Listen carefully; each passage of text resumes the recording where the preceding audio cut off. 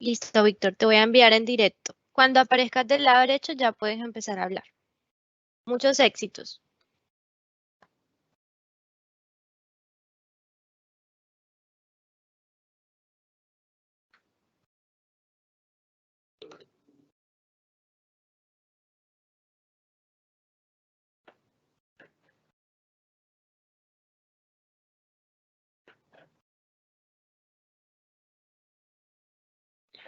Bueno, muy buenos días para todos. Siempre un gusto en saludarlos.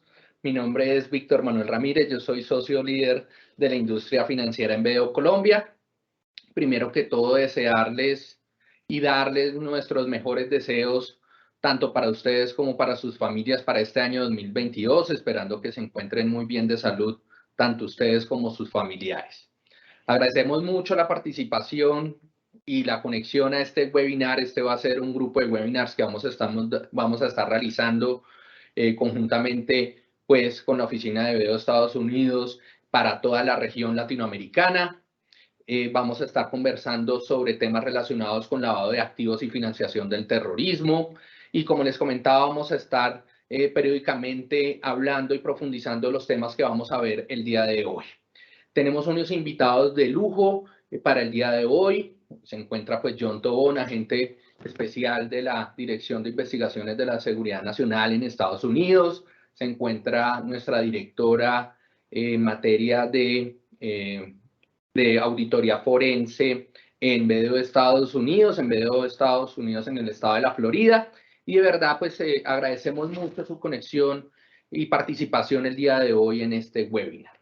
Como les comentaba, vamos a estar conversando sobre aspectos relacionados con lavado de activos y financiación del terrorismo. Esto es un riesgo que ha venido aquejando y que ha venido poco a poco, digamos, siendo foco de atención para todos la región, para diferentes reguladores en la región. Ha sido un riesgo que se ha venido cambiando a lo largo del tiempo. Si lo ponemos un poco en retrospectivo, si ponemos un poco el retrovisor, en años pasados estaba muy focalizado sobre temas relacionados con específicamente el narcotráfico, sobre transacciones en efectivo, pero es un riesgo que como tal ha venido modificándose a temas de ciberseguridad, a temas sobre también corresponsales bancarios, a asuntos relacionados también con contrabando, trata de personas, y pues realmente ha sido un riesgo que ha venido transformándose a lo largo del tiempo. Vamos a estar conversando en estos serie de webinars sobre estos aspectos. Vamos a tocar temas también relacionados con la pandemia. Recordemos que con la virtualización de varias operaciones pues, y varios controles ha cambiado la operativa como tal de las instituciones financieras y no financieras, y esto hace pues, que realmente se deriven nuevos riesgos asociados al lavado de activo y existan nuevas vulnerabilidades que pueden ser, digamos, aprovechadas por parte de terceros para esto. Sin más preámbulo, quiero darle el paso a Heidi, a John, agradecerles por supuesto su participación y su conexión a este grupo de webinars que vamos a estar realizando para BDO en toda la región de Latinoamérica, y de verdad un gusto enorme de tenerlos acá y de tener a unos invitados de tanta experiencia y de tantas calidades como son ustedes. Heidi. Muchísimas gracias, Víctor, y de verdad es un placer para nosotros compartir en este día de hoy con todos ustedes, y de verdad tenemos un número de participantes de toda la región. Muchísimas gracias por estar con nosotros. Como hablaste, esta es una serie de webinars que vamos a hacer tocando temas específicos. El tema que vamos a tocar, o vamos a decir, iniciando el tema, va a ser el tema de la banca corresponsal, que es un tema que nos importa muchísimo a todos en lo que es en Latinoamérica, y vamos a tocar sobre ciertos crímenes financieros que hemos visto que están en tendencia actualmente. Por eso tenemos a nuestro compañero John, que es Orgullo Latino, y que va a compartir muchas de su experiencia. Como sabemos, a medida que continúa evolucionando todos estos desafíos de delitos financieros, como lo es la ciberseguridad, como hablaste, la trata de personas, otros delitos financieros, lo mismo que es el cumplimiento de sanciones de bancos internacionales, a eso le suman las nuevas reglas que ahorita van a salir, como lo que es el AMLA, 2020, esto ha ocasionado que muchos bancos internacionales tengan que adaptar todos estos modelos. Y como habías hablado anteriormente, hay diferentes regulaciones en diferentes países. Y esto es por motivo que tienen que estar más alineados con los bancos corresponsales de los Estados Unidos. Sabemos que alcanzar estos niveles de cumplimiento son sumamente rigurosos y es un reto que nosotros desde el punto de vista de auditoría, desde el punto de vista forense, lo estamos viendo a diario con estos bancos extranjeros. Y estos retos actualmente son más, ¿cómo se dice? Más intensos que nunca. ¿Por qué? Primero porque las actividades de monitoreo son sumamente costosas. Implementar un programa de cumplimiento cada día se añaden más gastos, se requiere tiempo, se requiere personas con un alto nivel de conocimiento, la capacitación avanzada y constante, entender nuevos esquemas, cambios regulatorios, tendencias. Además, eso le suma que los bancos deben examinar transacciones de lista de sanciones en constante evolución. O sea, todos estos crímenes financieros no son los crímenes que usualmente eran 10 años atrás, ni siquiera los esquemas son iguales. Anteriormente, como comentaste, estaban enfocados más al efectivo y hoy en día esto ha completamente, no digamos 100%, pero sí hay una tendencia que cada día el efectivo es como decir, es menos importante, por decirlo así, porque ya hay otros factores que son más utilizados en este tipo de crímenes. A esto tienes que sumarle que todas estas entidades deben demostrar que tienen controles sólidos y herramientas que identifican todos estos esquemas. No solo tener las herramientas, sino que tengan que estar apropiadamente calibradas y modeladas.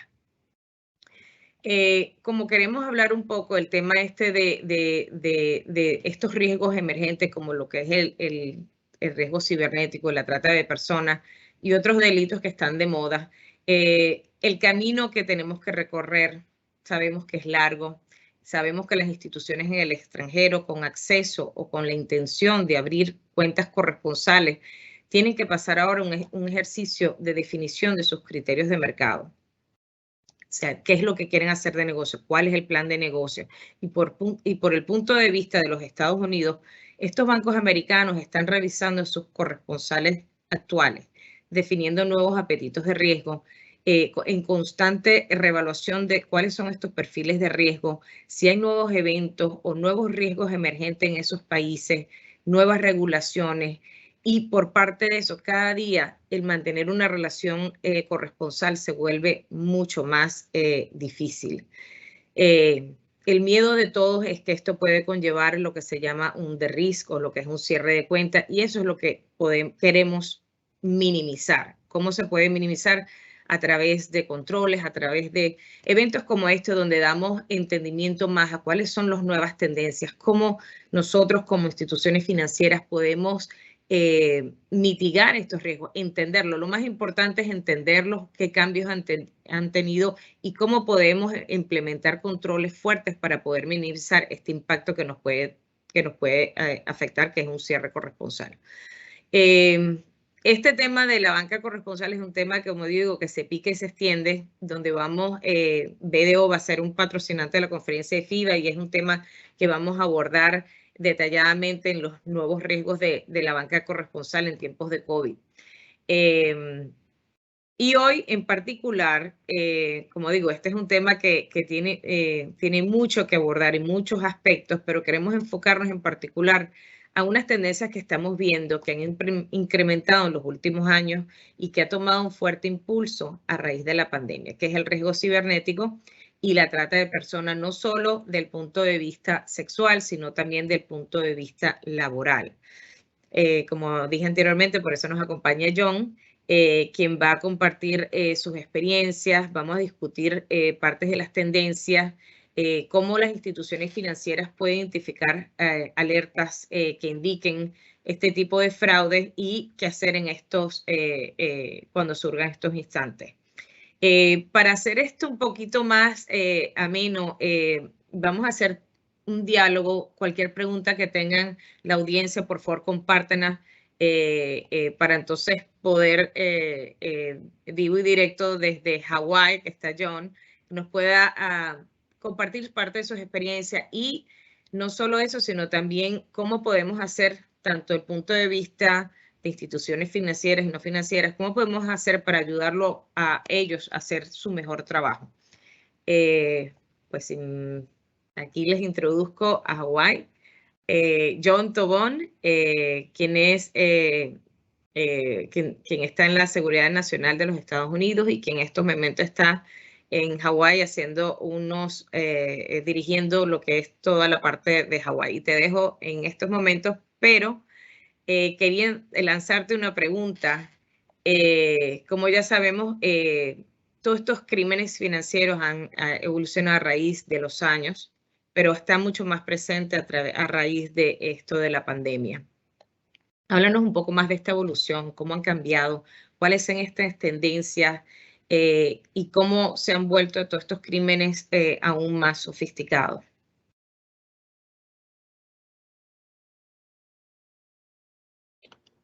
Bueno, aloha a todo el mundo y muchas gracias Heidi y Víctor Manuel por la invitación. Como dijo Heidi, estoy en Honolulu, en Hawái. Llevo aquí ya un poco más de 2 años. Yo dirijo todo lo que son las investigaciones de seguridad nacional que tienen que ver con el Pacífico. Entonces, el territorio mío es, bueno, la meta mía es mantener que el paraíso se mantenga, el paraíso. Antes de estar acá en Hawái, pasé como 6 años, 7 años en Miami. Antes de eso dirigí nuestras investigaciones financieras a nivel mundial desde nuestra dirección central en Washington. Pasé 4 años y medio dirigiendo las investigaciones de lavado en Colombia, trabajando con un grupo de la DIJÍN que nosotros entrenamos, el grupo de lavado de activos, extinción de dominio. Estuve en Colombia tuve que ver todo con todo lo del cartel del Norte del Valle, Rasguño, Jabón, todos, así me pasé los 4 años y medio detrás de ellos y finalmente pues sí tuvimos bastante éxito. En cuanto al tema de la banca corresponsal, en cuanto al tema del crimen cibernético, pues esto es un tema que en realidad está atado. ¿Por qué? Porque todo este riesgo cibernético lo que ha hecho es que, como siempre se dice que el mundo es un pañuelo, pues en cuanto a las finanzas, el mundo en realidad sí es un pañuelo.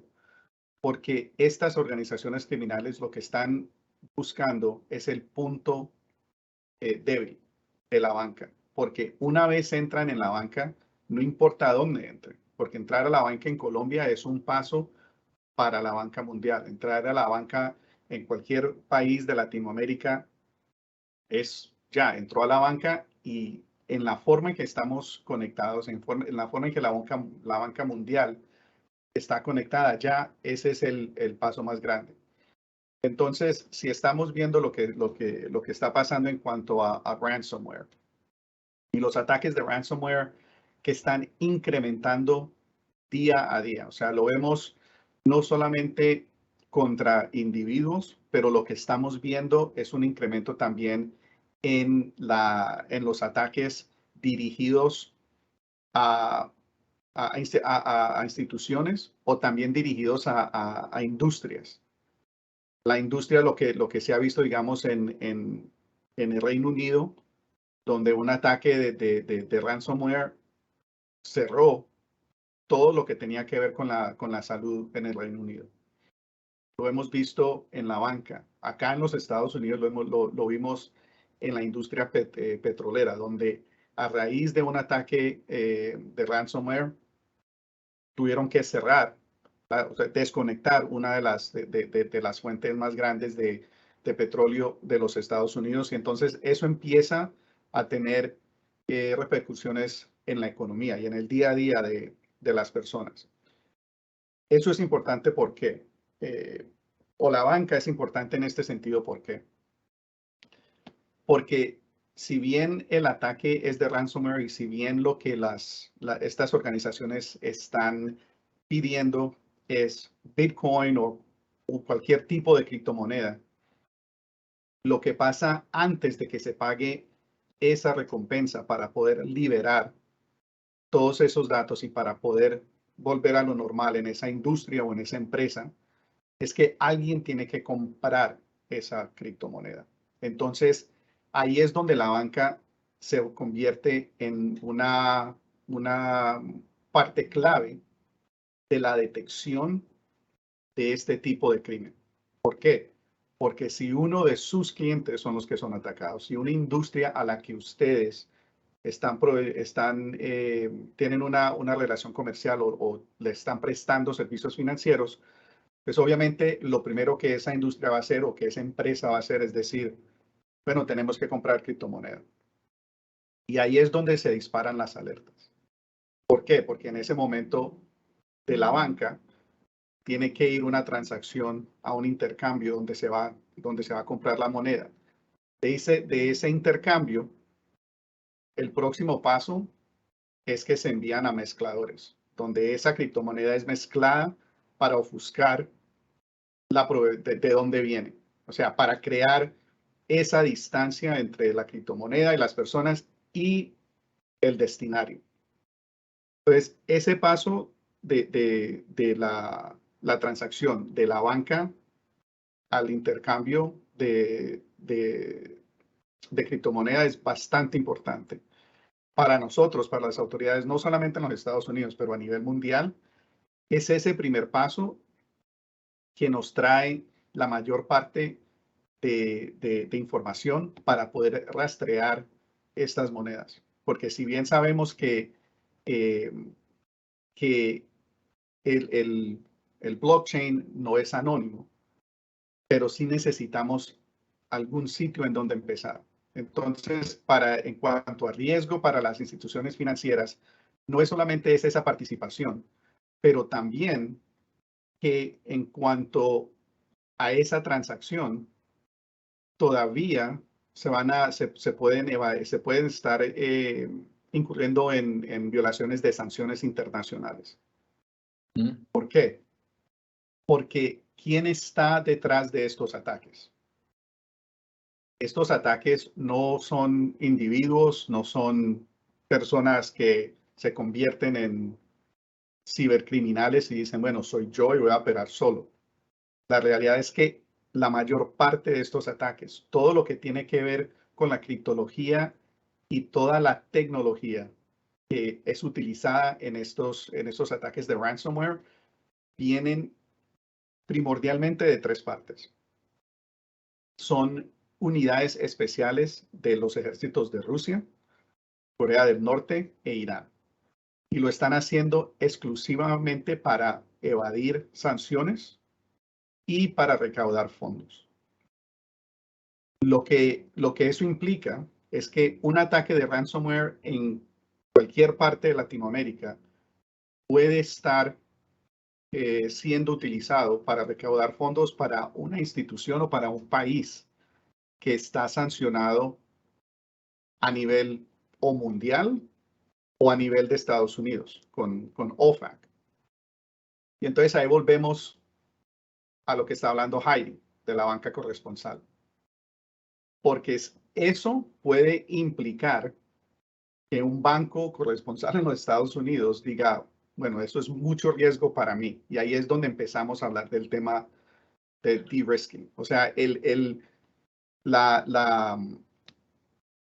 peligro para las instituciones financieras es bastante y es de varios lados, porque obviamente la institución puede ser la víctima de uno de estos ataques y eso va a implicar un set de respuestas muy diferentes a lo que tiene que hacer cuando es uno de los clientes de esa institución que es la víctima. John, una pregunta referente que nos hace acá una de las personas que están como asistentes. Si quisiéramos ponerlo en una manera muy sucinta, el tema de las criptomonedas y su vínculo y su papel con el lavado de activos, ¿cómo lo definirías? Bueno, es una forma, primero que todo, la criptomoneda desde el principio se creó para que sea una moneda descentralizada, o sea, que no hay ningún control central sobre esa moneda. Todo está manejado en el blockchain, pero se maneja de una forma pseudonónima, donde no es anónima porque sí hay forma de hacer ese rastreo de la transacción, pero es difícil, no imposible, difícil pero no imposible, identificar quién es el dueño de esa billetera donde llegó el dinero. Entonces, en cuanto al lado de activo, ¿por qué eso es importante? Porque lo que estamos tratando de hacer o que estamos tratando nosotros de evitar y las organizaciones de hacer en cuanto al lavado es que quieren crear distancia entre las personas que cometieron el delito, el producto de ese delito y la forma en que van a emplear esas ganancias. La criptomoneda ayuda a crear esa distancia porque ofusca lo que es el dueño y el valor del bien. Perfecto. Gracias, Joel. Entonces, lo que también estamos viendo en este desarrollo de la forma en que el ransomware está siendo utilizado es que estas organizaciones que están en apoyo a estos países, ahora lo que están haciendo están dando como una licencia, están vendiendo lo que es el código que pueden utilizar personas para enviar ransomware. Es una franquicia lo que han creado y eso se llama ransomware a servicio, se llama. Entonces, hay mercados en el dark web donde las personas pueden acceder a estos mercados y comprar una franquicia, digamos. O sea, pueden comprar un set de esos códigos y entonces lo que pasa es que le pagan un porcentaje de las ganancias a la persona que creó el ransomware. O sea, el software developer que fue el que escribió el código para poder crear este ransomware, recibe una porcentaje de toda la ganancia. Esto tiene que ver bastante con el incremento de ataques de ransomware que estamos viendo. Porque antes solamente los veíamos cuando provenían de estas unidades especiales.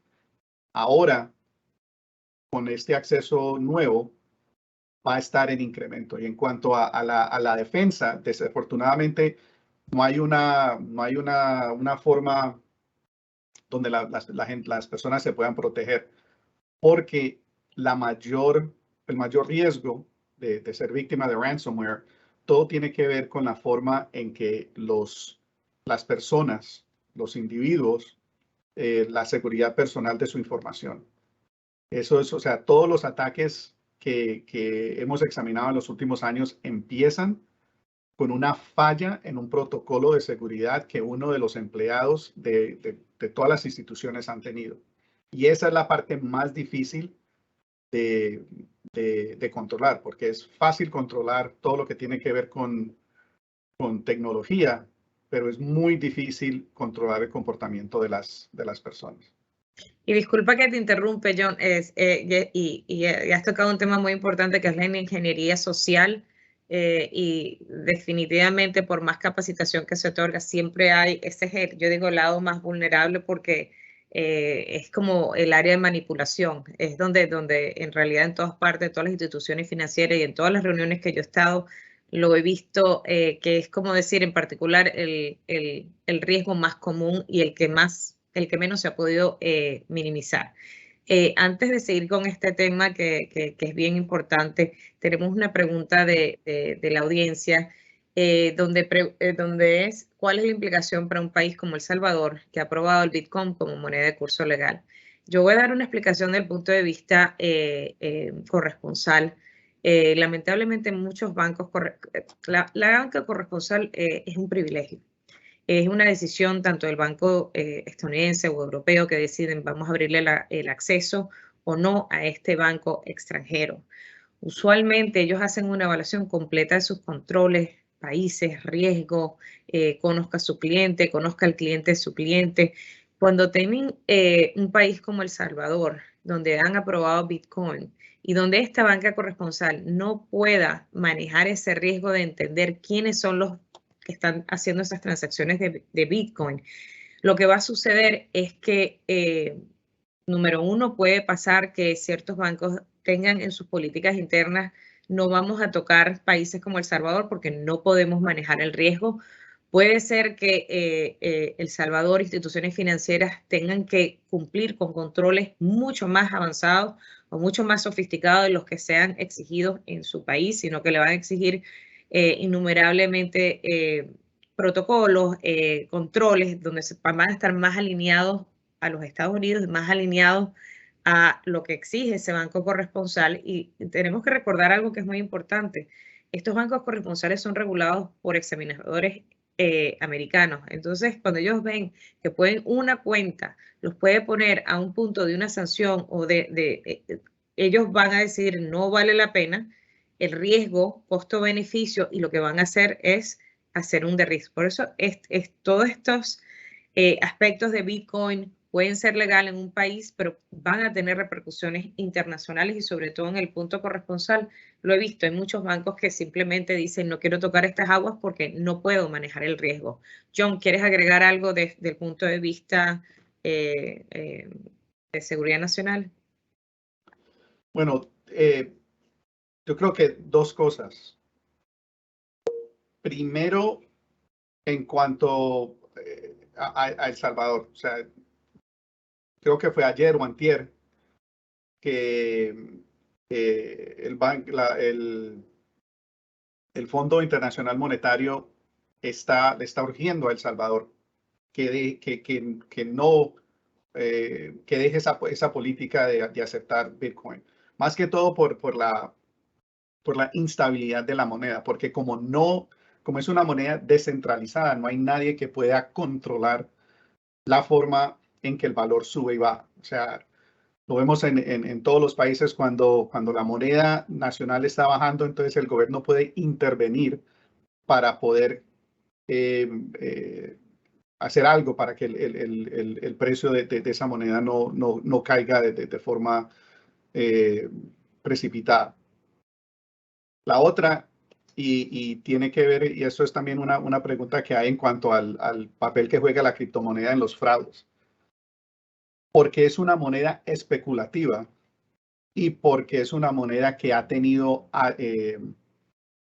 que los precios han subido de una forma increíble en los últimos años, se prestan bastante para los fraudes. Más que todo, en cuanto a la inversión en un negocio que tiene que ver con criptomoneda. Eso es lo que estamos viendo acá en los Estados Unidos. Es el fraude más común. Es, digamos, lo que hizo Bernie Madoff con la bolsa, donde él decía, yo les puedo garantizar que estas acciones que yo voy a escoger les van a resultar en un incremento de 5 o 10% anuales. Es exactamente el mismo tipo de fraude que estamos viendo en cuanto a las criptomonedas. Y el aceptar la moneda Bitcoin como una moneda legal, pues obviamente el riesgo en cuanto al lado de activos, viéndolo por el punto de vista de nosotros, no cambia mucho, porque igual si es aceptada o no es aceptada, las organizaciones criminales ya la están utilizando. Y no es solamente Bitcoin, o sea, la otra es que el mercado de las monedas virtuales o las monedas digitales es enorme. Estamos hablando de más de 9,100 monedas virtuales diferentes que existen hoy. Entonces, no es solamente Bitcoin. Puede ser una de más de 9,000 monedas que estén utilizando. Y entonces ahí es donde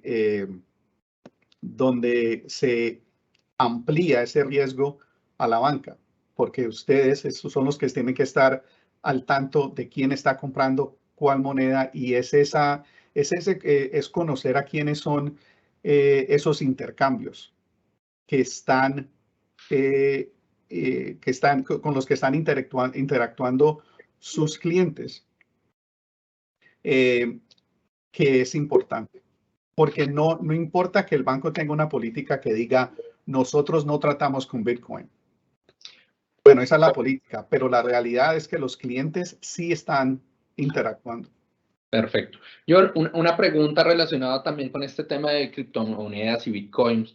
Claramente los países, ejemplo Colombia, ha venido trabajando en fortalecer y antes de autorizarlas, pues incluso acá en Colombia ha venido trabajando en legislación, ejercicios con la banca formalmente constituida y con los bancos e instituciones financieras, pues para ver un poco cómo sería la operación y los controles que deben desarrollar las compañías.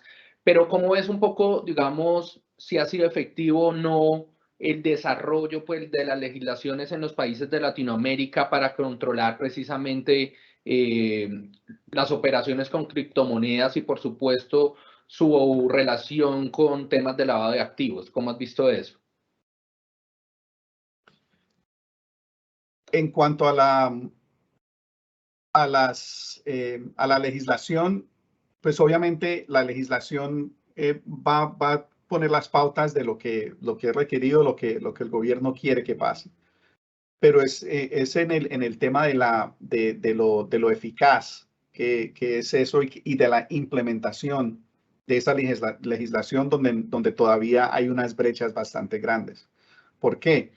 Porque es difícil entender un tema, lo que es la criptomoneda y la moneda digital, que cambia y todavía se está desarrollando todos los días. O sea, no se puede decir, bueno, ya, esto es y esto es lo que tengo que aprender. Entonces, eso dificulta llegar a ese nivel donde se pueda tener una legislación que pueda cubrir la mayor parte de lo que está pasando en el mercado. ¿Por qué? Porque ya sabemos lo que pasa con la legislación. La legislación pasa, pero se demora 6 meses, un año en desarrollo.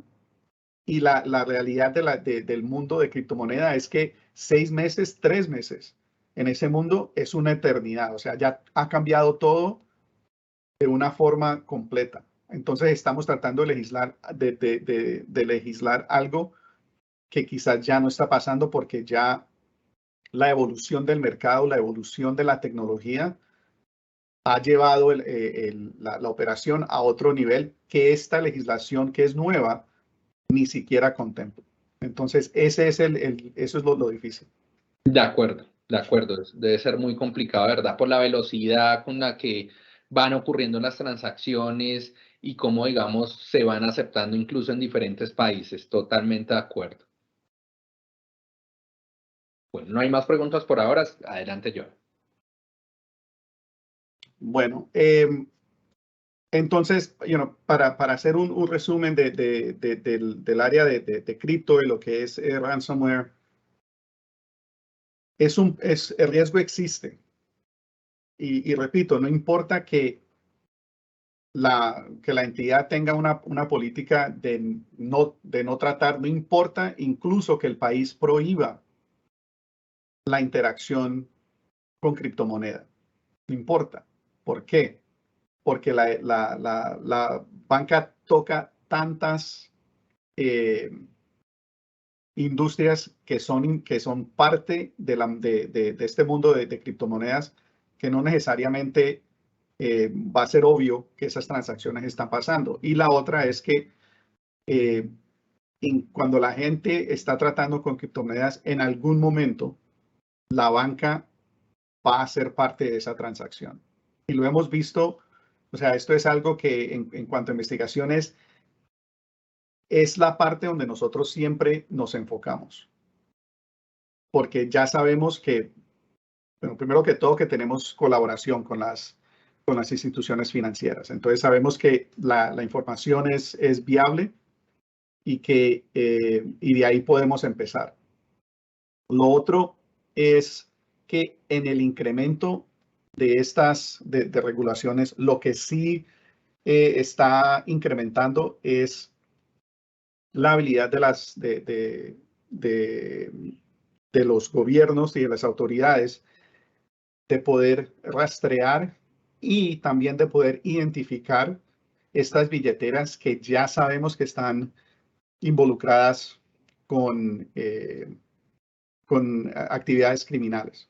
Entonces, hay varios reportes, hay varias organizaciones privadas que se han dedicado a este tema de esclarecer un poco el panorama en cuanto a las transacciones de criptomonedas. Y hay un reporte que creo que salió hace como un mes que identificó 14,000 millones de dólares que fueron enviadas a billeteras que ya están identificadas como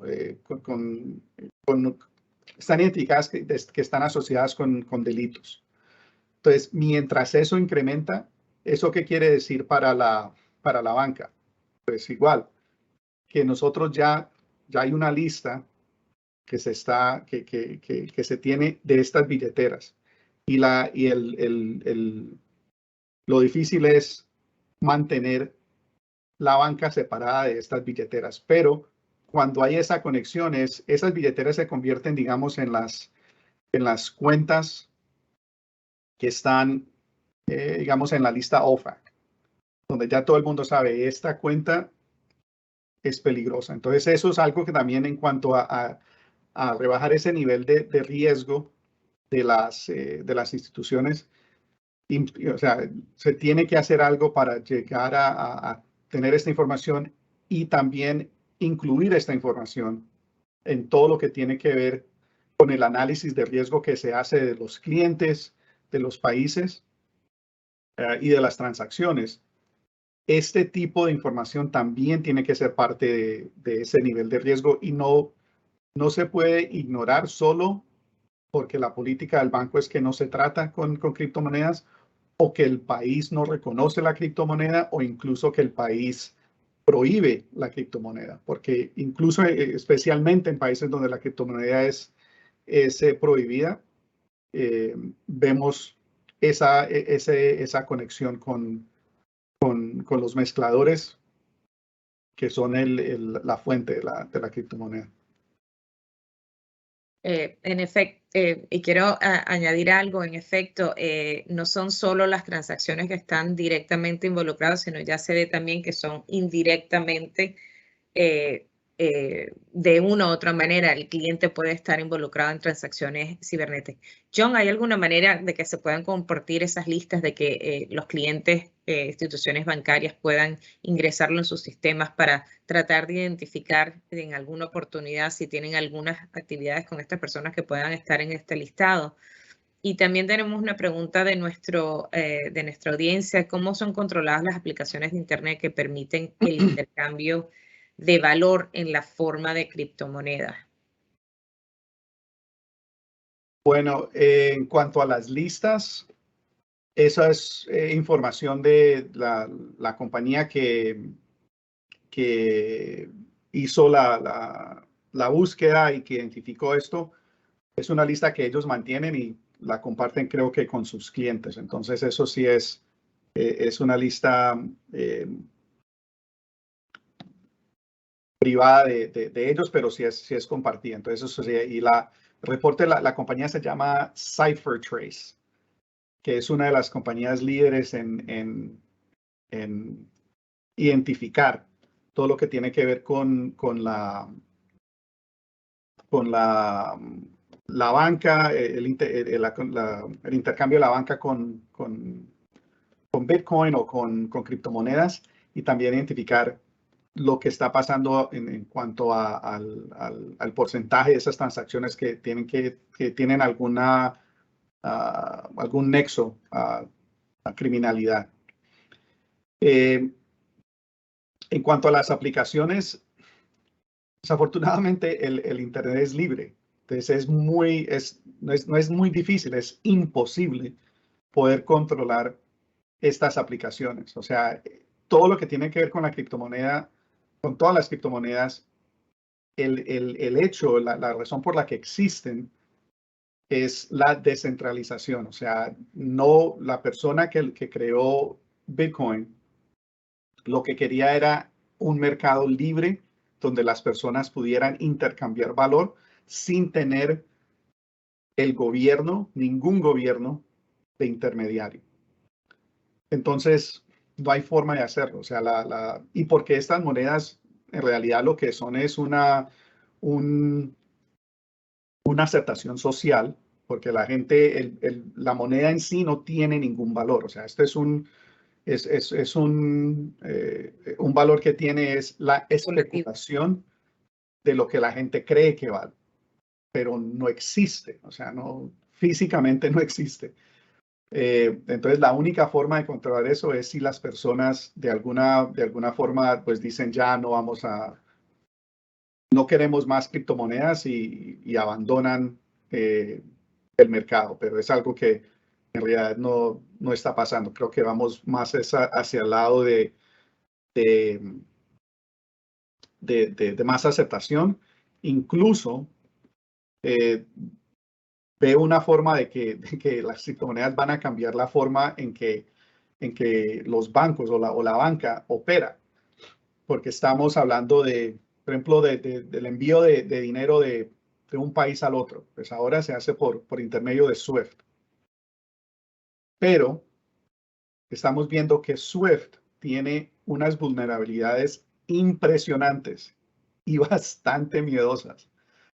O sea, la cantidad de hacking y lo fácil que es hacer un hackeo a una transacción de SWIFT es impresionante, porque ese sistema no continuó esa evolución desde que fue creado. O sea, los mensajes de SWIFT no han evolucionado mucho desde que empezaron hasta hoy. Y es exactamente lo que estas criptomonedas querían reemplazar.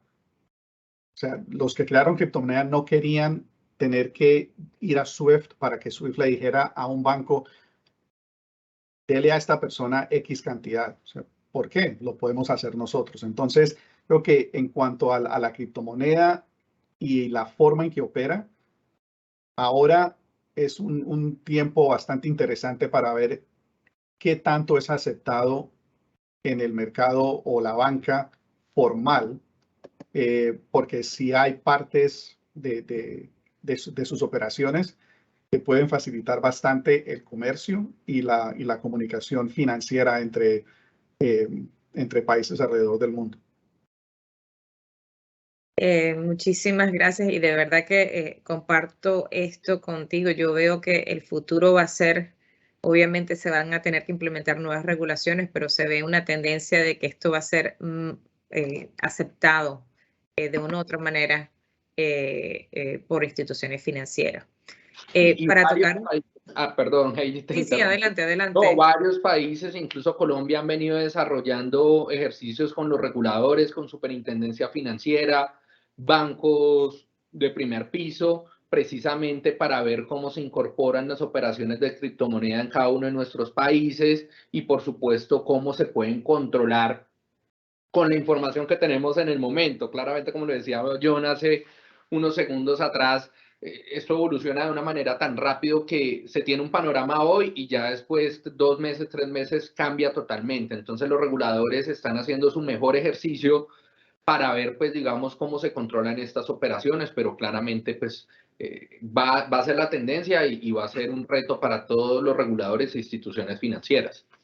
No, y de hecho, ya que estás comentando eso, también en nuestro caso en Estados Unidos ya hay reguladores que son, ¿cómo se dice?, muy técnicos en toda esta parte de monedas virtuales. De hecho, vienen de compañías que han trabajado en monedas virtuales, y es para que mucho de esto tienes que entender bien cómo es que funciona eso. No es que requiere un grado tecnológico bastante avanzado. O sea, en realidad se ve una tendencia del punto de vista regulador regulatorio donde tienen más personas con más conocimiento, y ese mismo conocimiento es el que hay que aplicar a todas las instituciones financieras, porque el hecho es, a medida que tú entiendes el riesgo, a medida que entiendes las vulnerabilidades, que puedes mitigar todos esos riesgos.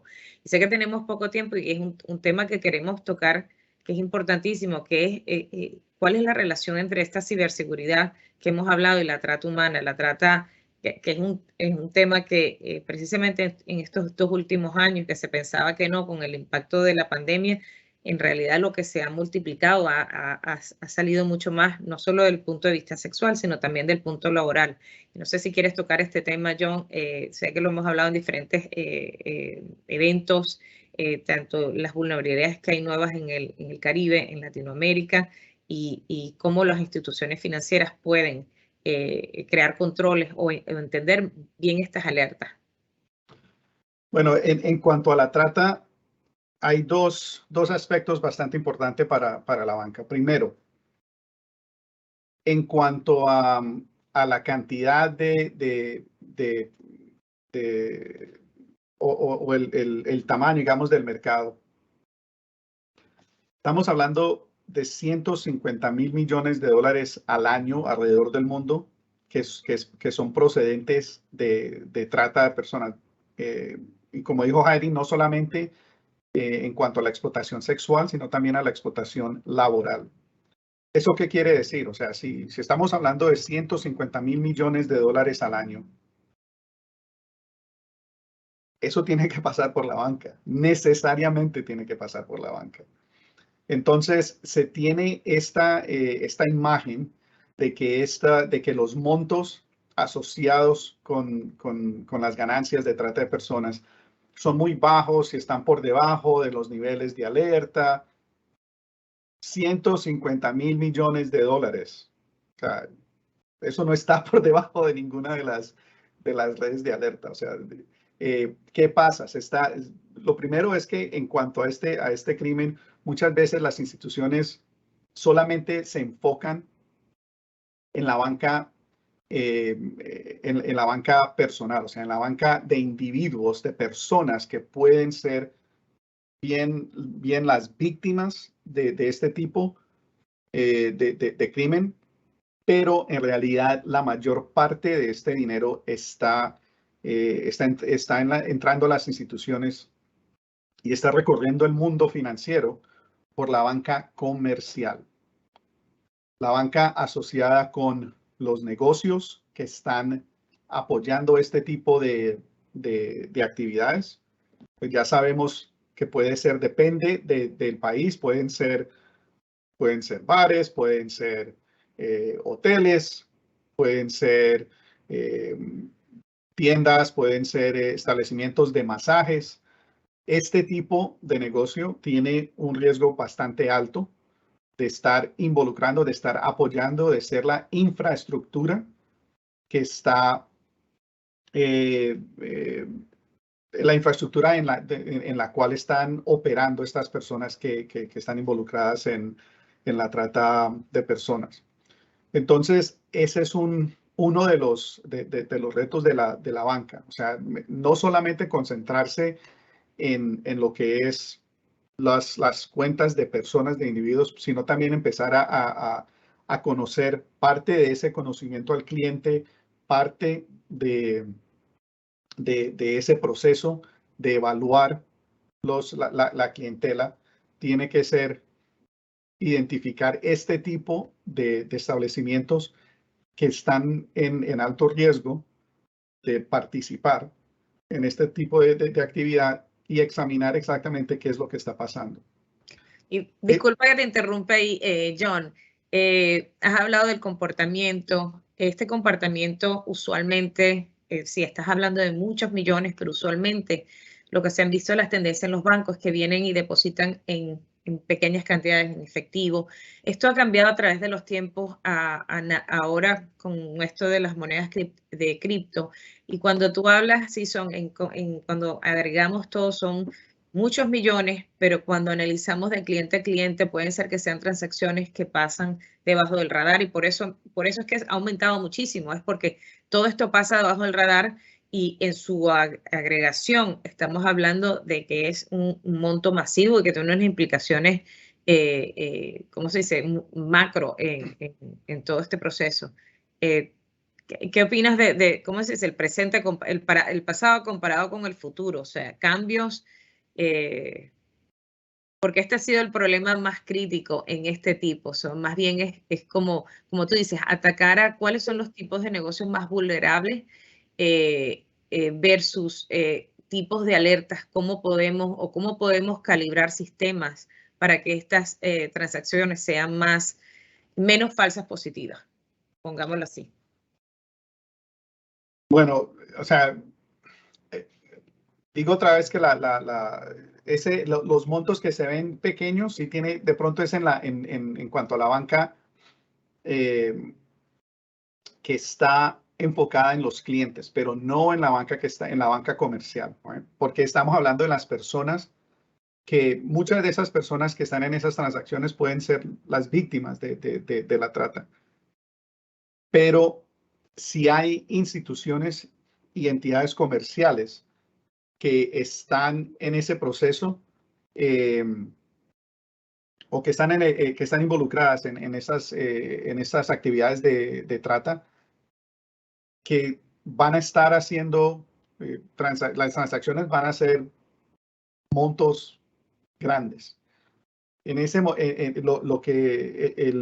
La sugerencia en ese sentido es no solamente enfocarse en la banca y en las transacciones de los consumidores, es enfocarse en la banca comercial y examinar esa banca comercial para ver qué nivel de riesgo tienen esos clientes y después, o sea, hacer ese examen del nivel de riesgo para ver cuáles de esos clientes pueden estar involucrados.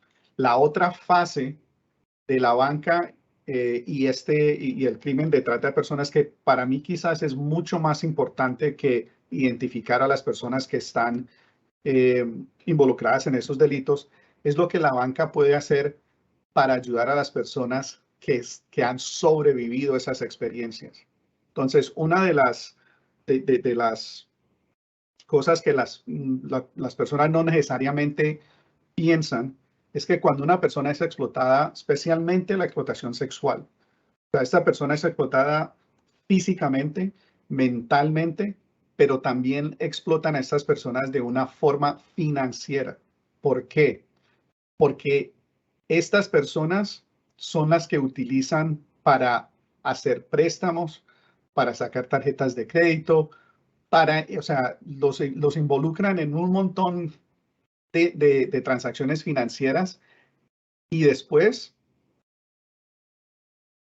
¿quiénes son las personas que sufren el daño al crédito? Pues las víctimas o sea, entonces les quitan la dignidad física, la tranquilidad mental y también la forma de participar formalmente en el mercado financiero. Porque no solamente en los Estados Unidos, sino alrededor del mundo, una vez se tiene esa mal crédito o se tiene algo así en la historia financiera, pues entonces va a ser otras cosas mucho más difíciles. O sea, ya no va a poder hacer un préstamo. En muchos países ya no va a poder alquilar ni siquiera un apartamento en donde vivir, etcétera. Entonces, en este aspecto, las instituciones financieras tienen una oportunidad grande de investigar, de crear programas para ayudar a las víctimas, a los sobrevivientes de este crimen. Y para eso hay varias iniciativas alrededor del mundo, pero para mí eso es igual de importante que identificar a las personas que están involucradas en este crimen para poder castigar a esas personas, pero no todo puede ser, vamos a castigar a los malos. O sea, la banca también puede ayudar a los buenos. Y esa es una llamada, digamos, de un poco de humanidad, de pensar lo importante que es tener esa responsabilidad corporativa para poder no solamente ayudar a identificar a las personas que son culpables de cometer estos delitos, sino también no olvidarnos de que si estas personas están cometiendo este delito, necesariamente hay víctimas. Entonces, ¿cómo podemos ayudar a esas víctimas no solamente a sobrevivir, pero a llegar y sobrepasar todo ese trauma y todo ese dolor que sufrieron durante tantos años? Muy buen punto, John, y totalmente de acuerdo contigo, ayudando a las víctimas, de esa manera también se puede prevenir otros tipos de delitos, ya que obviamente al no tener acceso a nada, tienen que sobrevivir y buscan seguir en ese mismo, como se dice, en ese mismo hueco. Así que de verdad que es un llamado a la conciencia y muchísimas gracias. Estamos muy cortos de tiempo. Víctor, no sé si tienes alguna pregunta. Sabemos que este es un tema que vamos a tocar en el futuro, se expande. Muchísimas gracias, John, por tu tiempo. Te dejo la palabra, Víctor. Muchísimas gracias, Heidi, y a John sobre todo por aportar todo este grupo de conocimientos y sobre todo la experiencia pues, que tiene sobre esta materia. Hay una última pregunta que, si les parece, cerramos con esto. Como les comentaba, esto va a ser un grupo de webinars que vamos a estar realizando pues, conjuntamente con John y con Heidi para toda la región, para todas las BDO y clientes de BDO a nivel Latinoamérica. Entonces, nos preguntan sobre las billeteras virtuales, un poco sobre la regulación, si se pueden identificar y los mismos reguladores pudieran realizar, pues digamos, un control sobre las billeteras virtuales y bloquearlas y establecer la identidad de sus titulares. ¿Cómo ves eso, John, desde el punto de vista pues, de lavado de activos? Difícil porque la estructura está descentralizada. Entonces, existe esa billetera existe en un mundo donde nadie tiene jurisdicción. Entonces, sí la forma de bloquearla no es como decir congelar una cuenta donde se puede decir esta cuenta existe en Colombia, en Estados Unidos, en El Salvador, en Argentina, en Bolivia. Estas billeteras existen en el mundo cibernético donde existen, donde estén. O sea, son al portador. La misma, digamos, el mismo riesgo que hemos tenido con corporaciones que tienen que son al portador o estos bonos al portador, se tienen con estas monedas, porque para poder congelarlas se tiene que físicamente tener control o tener acceso virtual a esa billetera. Y eso es lo que lo hace tan difícil. O sea, se pueden monitorear, sí, pero en cuanto a bloquear el acceso a esas billeteras, no es posible por la misma forma en que está estructurada el blockchain. Perfecto, perfecto, entendido. Y sí, es un ejercicio que definitivamente es un reto para las instituciones financieras y para reguladores en cada uno de los países de Latinoamérica. De verdad, yo nuevamente agradecerte muchísimo por el tiempo, por la participación, por compartir toda tu experiencia con nosotros. De verdad, es un gusto tenerte acá pues, en BDO y de verdad que nos des de tu tiempo, que de verdad es muy apretado en estos últimos días con todas las labores que tienes. Como les comentaba, pues va a ser o vamos a seguir profundizando aspectos claves de ciberseguridad, de trata de personas, un poco más sobre la banca corresponsal y la legislación pues que está en Estados Unidos. De verdad no me queda más sino darte de nuevo un agradecimiento y enviarte un abrazo enorme por tu colaboración y tu ayuda aquí para BDO. De verdad, muchas gracias a todos por su participación, por la conexión, por las preguntas que han venido realizando. Quedan unas acá en el chat, pues que vamos a estar respondiendo, que ya en gracia del tiempo no alcanzamos a sacarlas en vivo, pero la idea es que estos webinars o este grupo de webinars que vamos a estar realizando pues sea de la manera como lo estamos haciendo, que sea muy interactivo y colaborativo y atendiendo todas las preguntas pues que nos va haciendo nuestra audiencia. De verdad, John, Heidi, mil gracias. Gracias a todos y los Gracias. esperamos también en FIBA, donde BDO va a patrocinar y tocaremos mucho estos temas y John nos va a acompañar también. Gracias a todos y hay una última recomendación de libros, la cual vamos a compartir a todos los que se registraron de cómo pueden entender un poquito más del tema de criptomonedas y sus regulaciones. Bueno, gracias a todos y que tengan buenas tardes. Fuerte abrazo. Buena tarde. Chao, chao. Gracias. Aloha.